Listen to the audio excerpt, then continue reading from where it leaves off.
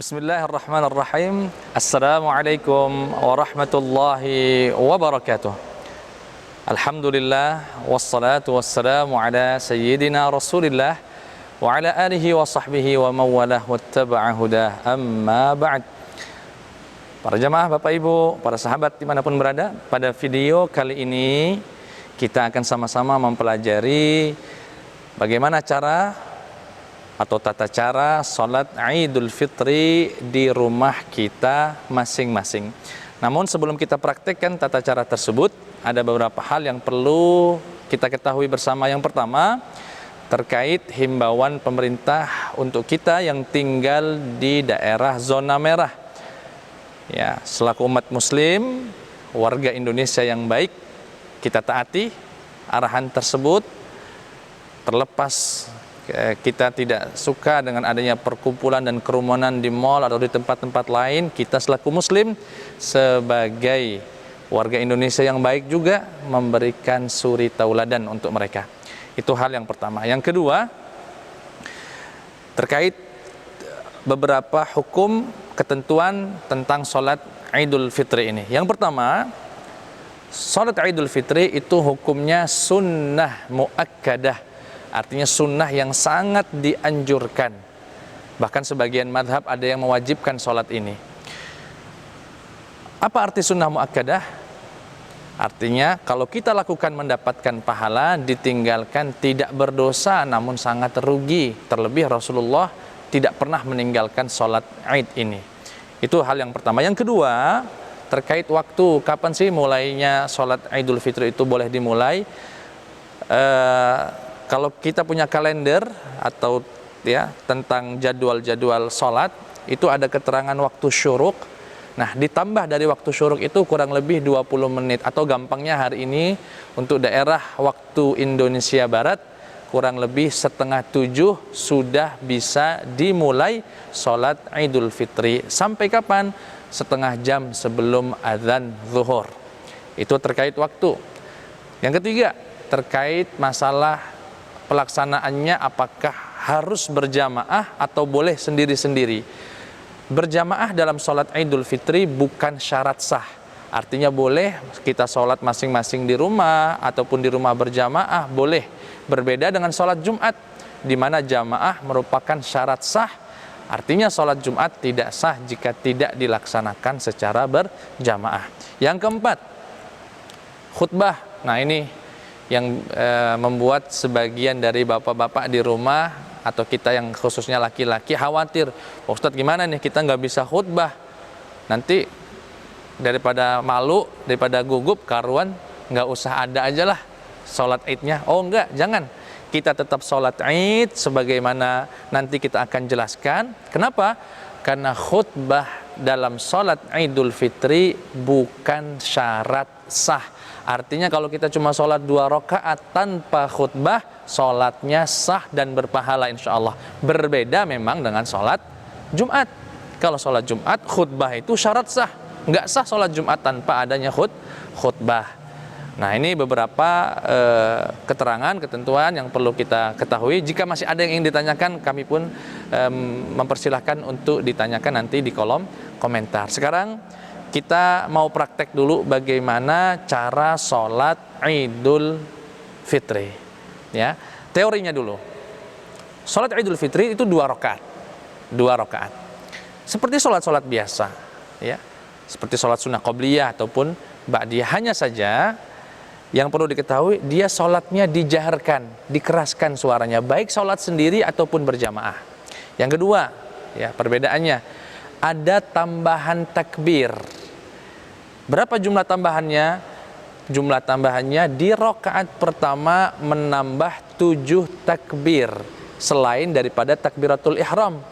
Ya, karena takbiratul ihram itu rukun, wajib, ditambah lagi dengan 7 takbir yang sifatnya sunnah. Itu di rakaat pertama. Di rakaat kedua ada tambahan juga takbir. Jadi setelah kita bangun dari sujud, Allahu Akbar, sebelum membaca Al-Fatihah ada 5 takbir lagi. 5 takbir lagi, dan ini perlu diingat sunnah hukumnya, bukan rukun, bukan wajib. Lalu Di antara takbir-takbir itu kita disunnahkan untuk membaca ya semacam zikir ya, yaitu yang dianjurkan adalah subhanallah walhamdulillah wala ilaha illallah wallahu akbar. Dibaca di sela-sela antara takbir tambahan. Nah, itu saja perbedaannya kurang lebih daripada salat sunnah yang lain. Nah, sekarang kita akan praktekkan dulu ya. Ya, kita niat untuk sholat Idul Fitri, niatnya kalau ingin dibantu dengan pelafalan, perlu diingat niatnya harus pakai hati, tapi kalau mau dibantu dengan lafal, insya Allah dalam mazhab Imam Syafi'i itu dianjurkan sunnah, ya, terutama bagi kita yang was-was nih, yang bingung. Apa niatnya?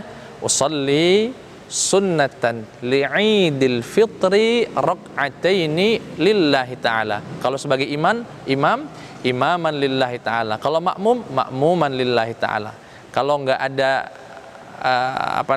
sholat sendirian, maksudnya bukan imam bukan makmum, langsung saja lillahi ta'ala. Saya ulangi lagi, usalli sunnatan li'idil fitri rak'ataini imaman lillahi ta'ala atau makmuman lillahi ta'ala atau langsung lillahi ta'ala. Sembari mengangkat kedua tangan Allah, itu kita niatkan, niat tadi. Kalau bahasa Indonesia Pak Ustadz boleh nggak? Boleh.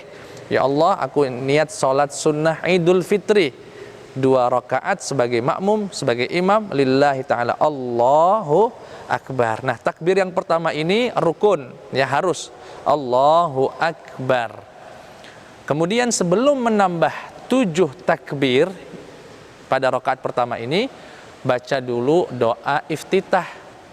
Ya, Allahu Akbar kabira walhamdulillahi katsira wa subhanallahi bukratan wa asila, dan seterusnya. Atau baca yang kita hafal, misalnya Allahumma ba'id baini wa baina khataayaya kama ba'adta bainal masyriqi wal maghrib. Tergantung doa iftitah yang biasa kita baca, ya. Ini hukumnya sunnah saja. Setelah membaca iftitah selesai, barulah kita mulai tambahan takbir yang 7 kali tadi di rakaat pertama. Allahu Akbar. Nah, sebelum menambah takbir yang keduanya, ada zikir tadi, subhanallah, alhamdulillah, wa la ilaha illallah, wallahu akbar. Allahu akbar. Subhanallah, alhamdulillah, wa la ilaha illallah, wallahu akbar. Sampai ke 7 kali. Begitu Allahu akbar yang ke-7 kali, ya, langsung membaca a'udzubillahi minasyaitonirrajim, karena kita mau baca Al-Fatihah. Enggak ada lagi zikir subhanallah, alhamdulillah, enggak ada. Kenapa? Tadi sudah kami sebutkan, mungkin belum diperhatikan. Subhanallah, alhamdulillah disebutkan di antara takbir tambahan. Jadi di antaranya, bukan sebelum ataupun sesudah. Jadi begitu selesai yang ke-7, Allahu Akbar, langsung a'udzubillahi minasyaitonirrajim. Bismillahirrahmanirrahim. Alhamdulillahi rabbil alamin. Nah, dikeraskan suaranya baik sholat sendiri ataupun berjamaah, tadi kami sebutkan, ya. Sampai kemudian waladdallin amin, kita baca surat. Suratnya apa nih Pak Ustadz? Apa aja dah yang dihafal. Tapi kalau bisa di rakaat pertama ini bacalah surat Al-A'la. Apa itu? Sabbihisma rabbikal a'la. Setelah itu ya sudah biasa, tidak ada aturan tambahan lagi. Ruku, bangun dari ruku, sujud, ya, sujud 2 kali dan sebagainya. Tidak ada perbedaan sama sholat-sholat yang lainnya. Nah, begitu dari sujud yang kedua, artinya kita mau berdiri nih. Kita kan berdiri dari sujud, Allahu Akbar. Ini namanya takbir, ini disebut dengan takbir intiqal, yakni takbir perpindahan dari sujud ke berdiri. Nah, di rakaat kedua ada tambahan lagi selain takbir yang bangun dari sujud tadi, 5 kali. Jadi gimana? Jadi kalau kita bangun dari sujud, Allahu Akbar, ya, ingat jangan baca subhanallah walhamdulillah. Kenapa? Karena bacaan subhanallah walhamdulillah wala ilaha illallah wallahu akbar itu di antara takbir tambahan, bukan di antara bukan sebelum ataupun sesudah. Jadi saya ulangi lagi, kalau kita bangun dari sujud, Allahu Akbar, ini langsung Allahu Akbar, subhanallah walhamdulillah wala ilaha illallah wallahu akbar, Allahu Akbar sampai 5 5 kali. Selesai kelima kali, Allahu Akbar yang kelima kali, nggak perlu lagi baca subhanallah. Ingat tadi, bukan sesudah atau sebelum, di antara saja.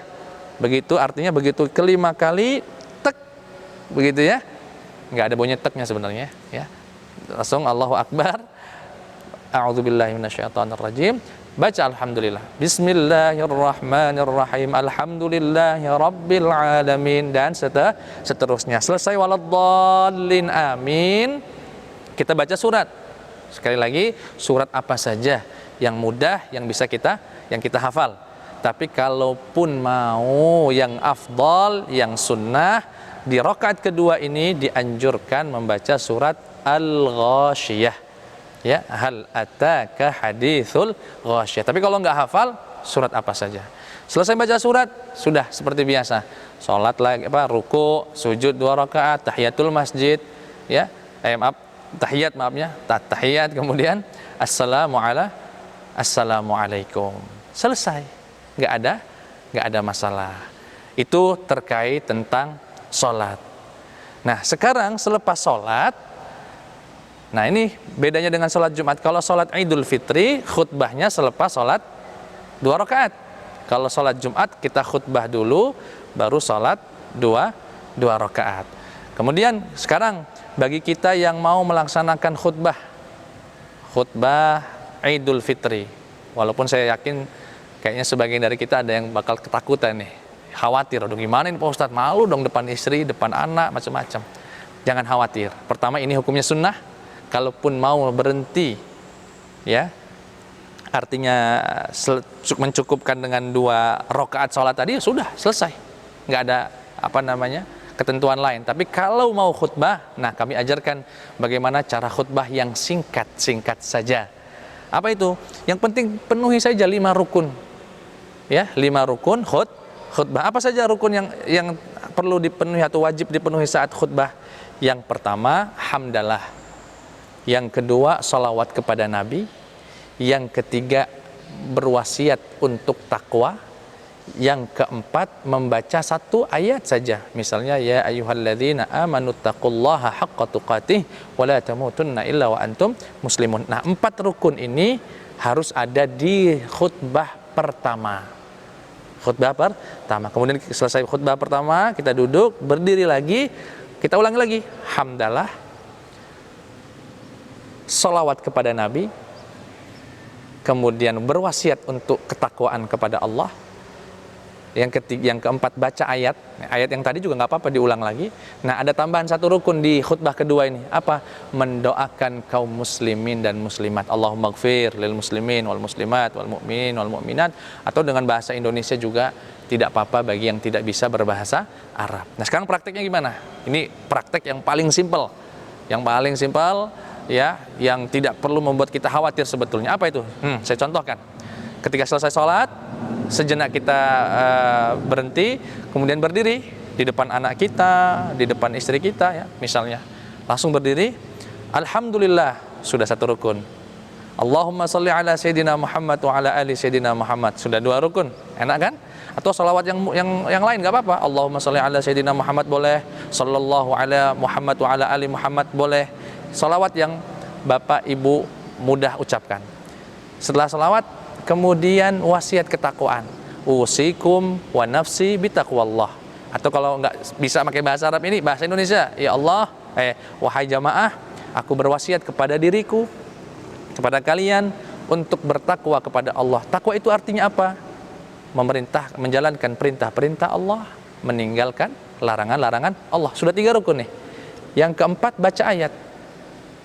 A'udzubillahi minasyaitonirrajim. Ya ayyuhalladzina amanu taqullaha haqqa tuqatih wa la tamutunna illa wa antum muslimun. Sudah selesai. Kalau mau duduk dulu. Ya. Kemudian, tapi ya kalau bisa diisi dikit-dikit nggak apa-apalah, nasihatin nak. Ya, jangan kemana-mana nih habis lebaran. Kita kumpul-kumpul aja sama keluarga. Hati-hati, jangan pakai lupa masker dan semacam. Apa saja yang kira-kira berkaitan dengan ketaatan kita kepada Allah, insya Allah diperbolehkan. Kita duduk. Bangun lagi untuk khutbah kedua, ulangi lagi. Alhamdulillah, simpel kan? Atau alhamdulillahirabbil alamin, boleh. Innal hamdalillah boleh, yang bisa dihafal. Yang penting ada kata alhamdulillahnya. Ya. Kemudian yang kedua sholawat. Sholawat Allahumma sholli ala sayyidina Muhammad boleh, sallallahu ala Muhammad boleh. Terserah yang mana. Yang ketiga wasiat lagi. Usikum wa nafsi bitaqwallah faqad fazal muttaqun. Takwa kepada Allah Subhanahu wa taala. Yang keempat baca ayat lagi. Ya ayyuhalladzina amanu taqullaha haqqa tuqatih wa la tamutunna illa wa antum muslimun. Selesai doa kaum muslimin dan muslimat. Allahumma ighfir lil muslimin wal muslimat. Enggak apal ya Allah, ampunkanlah dosa-dosa kaum muslimin dan muslimat. Dosa-dosa yang kaum muslimin dan muslimat yang telah mendahului kita, dan juga selipkan doa untuk wabah ini agar Allah segera angkat dari muka bumi ini. Selepas itu udah, assalamualaikum warahmatullahi wabarakatuh, selesai. Pahalanya dapat, semuanya dapat, ringkas, tidak perlu khawatir. Saya kira itu yang bisa kami sampaikan, simpel. Saya yakin ada beberapa hal yang memang tidak kami sampaikan. Kalau masih ada yang ingin ditanyakan, sekali lagi di kolom komentar, insya Allah akan kami berikan jawabannya secara langsung, ataupun jika perlu dibuat video, kita akan buatkan videonya. Itu saja, semoga manfaat. Barakallahu fikum, jaga-jaga kesehatan ya. Assalamualaikum warahmatullahi wabarakatuh.